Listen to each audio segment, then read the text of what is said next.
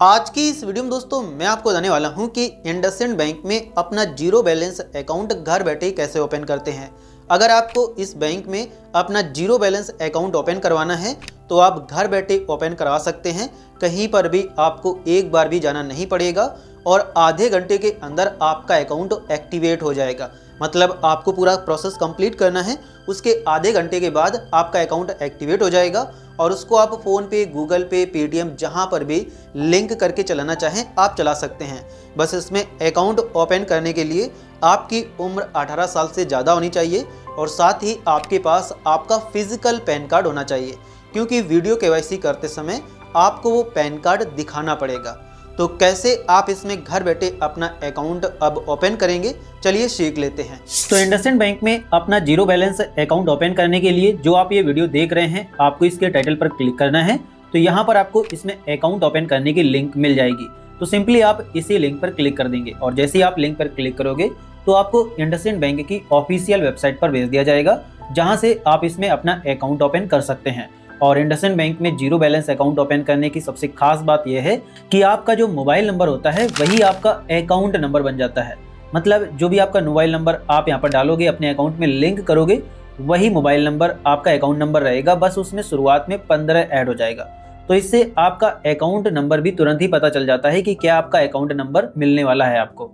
तो यहाँ पर आपको कुछ भी नहीं करना है, सिंपल अपना मोबाइल नंबर डालना है। नीचे आपको आपका अकाउंट नंबर दिख जाएगा, अवेलेबल होगा तो अवेलेबल दिखेगा, अवेलेबल नहीं होगा तो अनअवेलेबल दिखेगा। इसके बाद आपको नीचे आना है, टर्म्स को एक्सेप्ट करना है और फिर कंटिन्यू पर क्लिक कर देना है।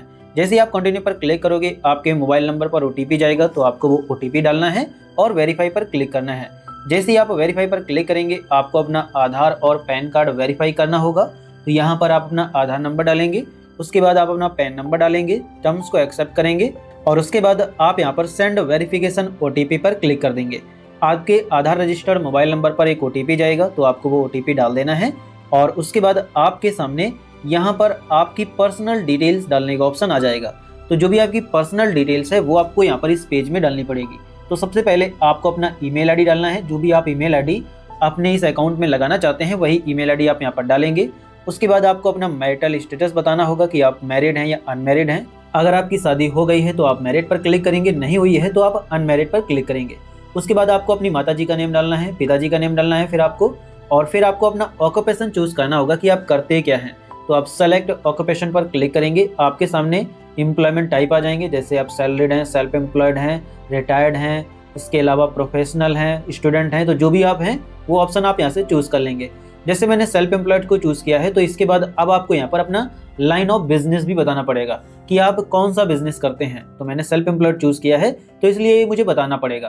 तो मैं इस पर क्लिक करता हूँ। क्लिक करने के बाद आपके सामने सारे बिजनेसेस आ जाएंगे। तो जो भी आप करते हैं उस पर आप क्लिक कर देंगे। उसके बाद आपको अपनी ग्रॉस मंथली इनकम बतानी पड़ेगी कि आप महीने का कितना कमाते हैं। तो अलग अलग स्लैब्स यहाँ पर दी गई हैं।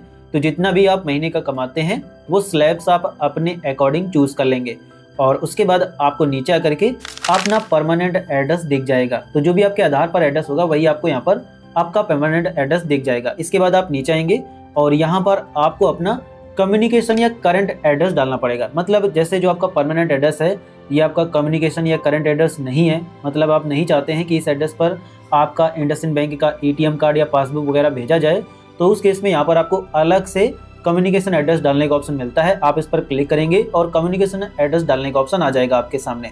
तो मुझे यहाँ पर नहीं डालना है, वही मेरा कम्युनिकेशन एड्रेस रहेगा। तो इसके बाद अब आपको नीचे आ जाना है और यहाँ पर आपको नॉमिनी डिटेल्स सेलेक्ट करना है कि आप अपने अकाउंट में नॉमिनी को ऐड करना चाहते हैं या नहीं। तो अगर ऐड करना चाहते हैं तो आप इस पर क्लिक करेंगे, नॉमिनी की डिटेल्स डालने का ऑप्शन आ जाएगा। तो यहाँ पर आप अपनी नॉमिनी की डिटेल्स को डाल देंगे। तो मुझे यहाँ पर अभी नहीं ऐड करना है नॉमिनी। इसके बाद आप नीचे आएंगे और अपनी एडिशनल डिटेल्स डालेंगे। तो आपको तीनों में नो को सेलेक्ट करना है। उसके बाद आप नीचे आकर के अपनी ब्रांच सेलेक्ट करेंगे। तो यहाँ पर आपको अलग अलग ब्रांचेस देखने को मिल जाती हैं आपके पिन कोड के अकॉर्डिंग। तो जो भी आपकी ब्रांच है आप अपनी ब्रांच पर क्लिक कर देंगे। इसके बाद आपको नीचे आकर के अपना डीबीटी बताना होगा कि आप अपने अकाउंट में डायरेक्ट बेनिफिट ट्रांसफर को यहाँ पर इनेबल करना चाहते हैं या नहीं। पहले मैं आपको बता देता हूँ कि डायरेक्ट बेनिफिट ट्रांसफर होता क्या है। तो जो भी आपको गवर्नमेंट के द्वारा पैसा मिलता है, जैसे स्कॉलरशिप का, किसी सब्सिडी का या किसी पेंशन वगैरह का, तो वो पैसा आपके इस बैंक अकाउंट में आए या ना आए ये आपको बताना है। तो अगर आप नो पर क्लिक करेंगे तो इस अकाउंट में वो पैसा नहीं आएगा, क्योंकि अभी जो पैसा आता है गवर्नमेंट के द्वारा वो डीबीटी के थ्रू आता है। जिस भी अकाउंट में आपका डीबीटी लिंक होता है उसी में पैसा जाता है। तो अगर आप नहीं चाहते हैं तो नो पर क्लिक करेंगे। अगर आप यहाँ पर चाहते हैं तो आप यस पर क्लिक करेंगे। और अगर आपको ये लगता है कि आपका जो डीबीटी है वो किसी ऐसे अकाउंट में लिंक है जिसमें आप नहीं चाहते हैं, तो उस केस में आप इसमें लिंक कर सकते हैं उसको। आपको बस yes I wish to override my previously seeded bank account पर क्लिक करना होगा। तो मुझे अपने इस अकाउंट में डीबीटी को नहीं एक्टिवेट करना है, तो मैंने नो पर क्लिक किया। इसके बाद आपको AEPS इनेबल करने को बोला जाता है। तो अगर आप चाहते हैं कि आपके इस अकाउंट में AEPS ट्रांजैक्शन इनेबल हो, मतलब AEPS का क्या होता है कि आप फिर किसी जनसेवा केंद्र में जाकर के अपने इस बैंक अकाउंट के थ्रू आधार कार्ड से पैसे उठा सकते हैं। तो अगर आप आधार कार्ड से पैसे उठाना वाला फीचर चाहते हैं तो आप यस करेंगे, नहीं चाहते हैं तो आप नो करेंगे। और फिर आपको यहाँ पर सेव एंड कंटिन्यू पर क्लिक कर देना है। जैसे आप इस पर क्लिक करेंगे आपके सामने इसके सेविंग्स अकाउंट आ जाएंगे। तो यहाँ पर इसके 3 सेविंग अकाउंट्स हैं जिनको आप ऑनलाइन ओपन कर सकते हैं। एक है इंडस डेलाइट सेविंग अकाउंट, ये completely zero balance saving account है, कोई भी मंथली बैलेंस आपको मेंटेन नहीं करना है और इसमें इनिशियल फंडिंग मात्र 500 रुपए की करनी है। 500 रुपए में आपका अकाउंट ओपन हो जाएगा और इसमें आपको फिजिकल और वर्चुअल दोनों डेबिट कार्ड लेने के ऑप्शन मिलते हैं। फिजिकल कार्ड में आपको 590 रुपया देना पड़ेगा फीस, और अगर आप वर्चुअल कार्ड लेंगे तो उसमें आपको कोई भी फीस नहीं देना पड़ेगा। साथ ही इसी में जब आप इस एरो पर क्लिक करेंगे तो इसके दूसरे अकाउंट्स भी आ जाएंगे, जैसे इंडस मल्टीप्लायर मैक्स अकाउंट भी आप यहाँ पर मतलब घर बैठे ही ओपन कर सकते हैं ऑनलाइन। बस इसमें आपको जीरो बैलेंस अकाउंट नहीं मिलता है, मंथली बैलेंस आपको मेंटेन करना पड़ता है, इनिशियल फंडिंग भी आपको 10,000 रुपए की करनी पड़ती है। इसी के साथ इसका जो दूसरा और अकाउंट है वो भी आपको यहीं पर दिख जाता है। तो जो यहाँ पर कंप्लीटली जीरो बैलेंस अकाउंट है वो इंडस डेलाइट अकाउंट ही है। तो इसी को आप सेलेक्ट करेंगे, नीचे वीजा गोल्ड वर्चुअल कार्ड पर क्लिक करेंगे और फिर नीचे आकर के सेव एंड कंटिन्यू पर क्लिक कर देंगे। आपके सामने आपके अकाउंट की समरी आ जाएगी। जो डिटेल्स आपने अभी डाली है वो डिटेल्स आपको यहाँ पर दिख जाएगी। तो एक बार आपको इसको देखना है और देखने के बाद नीचे इस बॉक्स को टिक करना है। उसके बाद आप नीचे आकर के एक्सेप्ट कर करेंगे और ये टिक हो जाएगा। इसके बाद आपको कंटिन्यू पर क्लिक करना है। फिर आपको ये 2,000 रुपये डिपॉजिट करने पड़ेंगे। मिनिमम आप 500 रुपये डिपॉजिट कर सकते हैं और मैक्सिमम आप 90,000 रुपये तक डिपॉजिट कर सकते हैं। तो चलिए मैं यहाँ पर 2,000 रुपये ही डिपॉजिट कर लेता हूँ, हालांकि मैं चाहूँ तो 500 रुपये भी डिपॉजिट कर सकता हूँ। तो यहाँ पर आप अपना अमाउंट डालेंगे जितना भी आपको डिपॉजिट करना है। पे नाउ पर क्लिक करेंगे, आपके सामने पेमेंट्स ऑप्शंस आ जाएंगे। आप debit card, net banking, UPI किसी से भी पैसे डिपॉजिट कर सकते हैं। मुझे UPI से करना है, मैंने UPI पर क्लिक किया। आपके सामने पेमेंट्स ऐप्स आ जाएंगे, गूगल पे, भीम पे, पेटीएम, फ़ोन पे। मुझे फ़ोन पे से करना है तो मैंने फ़ोन पे पर क्लिक किया। यहाँ पर आप अपनी फ़ोन पे की UPI ID डाल देंगे।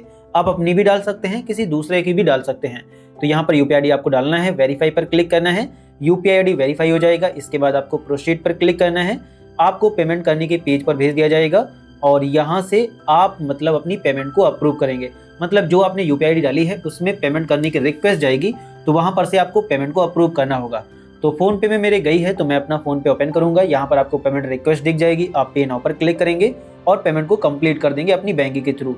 और जैसे ही आप पेमेंट को कंप्लीट कर दोगे तो ये जो रुपए हैं ये आपके इस बैंक अकाउंट में ऐड हो जाएंगे और इसके बाद आपका जो अकाउंट है वो सक्सेसफुली ओपन हो जाएगा।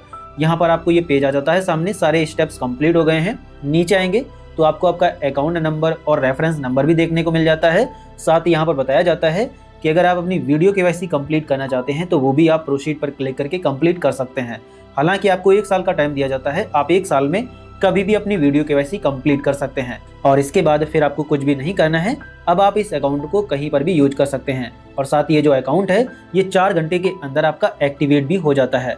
और जब एक्टिवेट हो जाता है तो इस प्रकार से आपको मैसेज आ जाता है जिसमें आपको आपका अकाउंट नंबर और IFSC कोड देखने को मिल जाता है और साथ ही बताया जाता है कि आपका अकाउंट एक्टिवेट है और आपको यहाँ पर 1 साल के अंदर अपनी KYC को कंप्लीट करना पड़ेगा। साथ ही जो आपका वर्चुअल डेबिट कार्ड है वो आपको इसके मोबाइल बैंकिंग एप्लीकेशन में देखने को मिल जाएगा, जिसके थ्रू आप फ़ोन पे, गूगल पे और पेटीएम जैसे एप्लीकेशंस में अपनी बैंक को ऐड कर सकते हैं, UPI पिन बना सकते हैं और पेमेंट्स वगैरह कर सकते हैं।